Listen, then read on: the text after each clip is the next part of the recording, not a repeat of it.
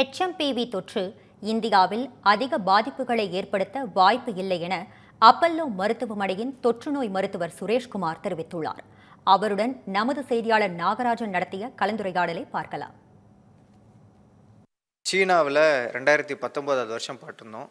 COVID-19 மிகப்பெரிய ஒரு உலகத்தையே உழுக்கக்கூடிய ஒரு விஷயமா பார்க்கப்பட்டுச்சு. புதிதாக ஒரு வைரஸ் உருவாகி இருக்கிறதாவும் பல்வேறு தரப்பில் பரபரப்பாக பேசப்பட்டிருக்கிறது. அந்த வைரஸ் எப்படியாப்பட்டது, அதனுடைய பேர் என்ன, எந்த மாதிரியான காரணிகள் அதற்கு இருக்கிறது? இல்லை, சைனாவில் பார்த்தா இப்போ ஹியூமன் மெட்டானிமோ வைரஸ்னு ஒரு வைரஸ் சர்க்குலேட் ஆகிட்டு இருக்குன்னு. பட் இந்த வைரஸ் புது வைரஸ் கிடையாது. இங்கே நாங்கள் அப்பப்போ அந்த வைரஸஸை பார்ப்போம். நாங்கள் இன்ஃபெக்ஷஸ் டிசீஸ் டாக்டர், தொற்றுநோய் மருத்துவர்கள்ன்றதால நாங்கள் இந்த வைரஸஸை அடிக்கடி நாங்கள் பார்க்குறது உண்டு. பட் இது அந்தளவுக்கு சிவியராக போகல. பட் ரைட் நோ இப்போ தமிழ்நாட்டில் என்ன அதிகமாக பார்க்குறோன்னா, இந்த ஸ்க்ரப்டைஃபஸ்னு ஒரு பூச்சிக்கடி ஜுரம் அது இதே மாதிரி நிமோனியா சளி மாதிரி மாறுது. சில சமயத்தில் மற்ற உறுப்புகள் லைக் லிவரை பாதித்து ஜாண்டிஸ் வருது, கிட்னியை பாதிக்குது, இதை பார்க்க முடியுது. ரெண்டாவது காமனாக இருக்கிறது இந்த மைக்கோபிளாஸ்மான்னு ஒரு நிமோனியா. அது ஒரு பாக்டீரியா தான். அது குழந்தைங்கள தான் காமனாக பாதிக்கும். பட் இப்போ பெரியவங்களையும் பாதித்து பார்க்குறோம். அதோடைய மெயின் தாக்கம் என்னென்னா, அந்த இரும்பல் பார்த்தா கண்டினியூஸாக வருது. அதனால தான் அது பேர் வாக்கிங் நிமோனியான்னு சொல்லிட்டு இருக்காங்க. அதாவது ஒரு சிட்டிங் பொசிஷன், ஸ்டாண்டிங் பொசிஷனில் அந்தளவுக்கு ஒரு பெரிய இரும்பல் இருக்காது. நீங்கள் படுத்திங்கன்னா பார்த்தீங்கன்னா உங்களால் தூங்க முடியாது. அந்தளவுக்கு ஒரு பவுட்ஸ் ஆஃப் காஃப் கண்டினியூஸாக வருது. ஸ்கின்ல மேனிஃபெஸ்டேஷன்ஸ் வருது. சில சமயத்தில் மூளையை பாதிக்குது, கண்ணை பாதிக்குது, ரொம்ப கன்ஜங்டிவைட்டிஸ் மாதிரி மெட்ராஸை மாதிரி வருது. ஸோ இந்த 3 வைரஸஸ் காமனாக நாங்கள் பார்க்குறோம். மெட்டானிமோ வைரஸஸ் இந்தியாவில் இப்போதைக்கு பிரச்சனை இல்லை. இன்ஃப்ளூயன்ஸாக போயிட்டுருக்கு, டெங்குவும் இருக்குது. இது கூட இந்த மைக்கோபிளாஸ்மா நிமோனியாவும் ப்ளஸ் ஸ்க்ரப்டைஃபஸ் இப்போ கொஞ்சம் ஜாஸ்தியாக பார்க்குறோம். பர்டிகுலராக நாங்கள் திருவள்ளூர் அந்த பெல்ட்டில் வர பேஷண்ட்ஸ் வானகர் மாப்பொருளாக ஜாஸ்தியாக பார்க்குறோம். இப்போ நீங்கள் சொல்லியிருந்தீங்க அந்த பூச்சிக்கடி, அது இல்லாமல் குழந்தைகளை பாதிக்கக்கூடிய விஷயங்கள், இதுக்கும் சைனாவில் பரவிட்டு இருக்கக்கூடிய அந்த வைரஸுக்குமான ஏதாவது ஒற்றுமை அப்படிங்கிறது இருக்கா? அதே சமயத்தில் 14 வயதிற்கு உட்பட்டவர்கள் அதிகமாக பாதிக்குது, மூச்சு திணறல் மற்றும் சைனஸ் உள்ளிட்ட மாதிரியான பிரச்சனைகள் இது கொண்டு வருதுன்றாங்க. ரெண்டுக்கும் காமனான ஏதாவது ஒற்றுமைகள் இருக்கா? காமன் பார்த்தீங்கன்னா ரெண்டுமே இந்த மூச்சுக்குழாய், அதாவது லங்ஸை பாதிக்க செய்யுது. ஃபார் எக்ஸாம்பிள் அது வைரஸ், இது பாக்டீரியா. ஸோ அதனால் ரெண்டுமே பார்த்தீங்கன்னா நுரையீரலை தான் மெயினாக தாக்க செய்யுது. நுரையீரலை தாக்குறதால மூச்சுத்திணறல் ஏற்படுறதோ இல்லை இரும்பல், சளி இந்த மாதிரி பிரச்சனைகள் வரதுக்கு ரெண்டுத்துலேயுமே காமனாக பார்க்குறோம். ஆனால் பேசிக்காக அங்கே சர்க்குலேட் ஆகிறது இப்போதைக்கு மெட்டானிமோ வைரஸ் தான் சொல்லியிருக்காங்க. இங்கே நாங்கள் பார்க்குறது மோர் ஆஃப் பார்த்தா இன்ஃப்ளூயன்ஸா பார்க்குறோம், மைக்கோபிளாஸ்மா பார்க்குறோம், மூணாவது பார்த்திங்கன்னா இந்த ஸ்க்ரப்டைஃபஸ் பார்க்குறோம்.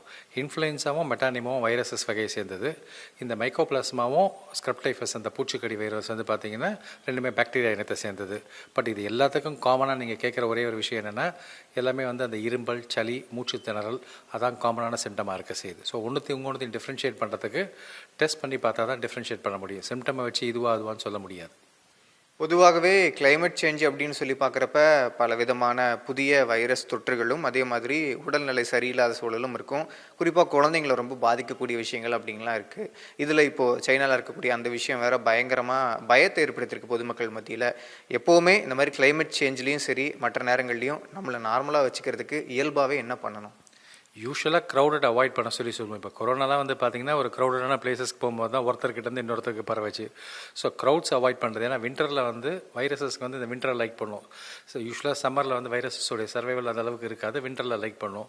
ஒரு க்ளோஸ்ட் என்வாயர்மெண்ட், பர்டிகுலராக ஒரு ஏசி போட்டுட்டு ஒரு க்ளோஸ்ட் என்வாயர்மெண்ட்டில் பார்த்தீங்கன்னா ரொம்ப நேரம் ஸ்பெண்ட் பண்ணுற மாதிரி இருந்தால் அது எசென்ஷியல்னா பண்ணலாம். பட் நான் எசென்ஷியல் திங்ஸ் அவாய்ட் பண்ணுறது பெட்டர். 2 கொரோனாக்கு அப்புறம் எல்லாரும் மாஸ்க்கை கைட்டிட்டாங்க. பட் சின்ஸ் இந்த மாதிரி ஒரு க்ரௌடடான பிளேசஸ்க்கு போகும்போது அட்லீஸ்ட் ஒரு சர்ஜிக்கல் மாஸ்க்காவது போடுறது பெட்டர். 3 நான் சொன்ன மாதிரி இந்த இன்ஃப்ளூயன்ஸா வைரஸஸ் கொஞ்சம் சுற்றிட்டு தான் இருக்குது. இந்த 4 வைரஸஸ் ஃபார் எக்ஸாம்பிள் இந்த மெட்டானிமோக்கு எதுவும் வேக்சின்ஸ் கிடையாது, ஸ்க்ரப்டைஃபஸ்க்கும் எதுவும் வேக்சின்ஸ் கிடையாது. ப்ளஸ் இதுக்கு பார்த்தீங்கன்னா இன்ஃப்ளூயன்ஸாக்கு பார்த்தா வேக்சின்ஸ் உண்டு, மைக்கோபிளாஸ்மாவுக்கு வேக்சின்ஸ் கிடையாது. இன்ஃப்ளூயன்ஸாக்கு வேக்சின்ஸ் உண்டு. நாங்கள் யூஸ்வலாக செப்டம்பர் மாதம் எல்லாரும் 6 மாதத்துலேருந்து அப்பர் ஏஜ் லிமிட் எதுவும் கிடையாது. 90 வயசுனா கூட போட்டுக்கலாம், இல்லை 95 வயசுனாலும் போட்டுக்கலாம்.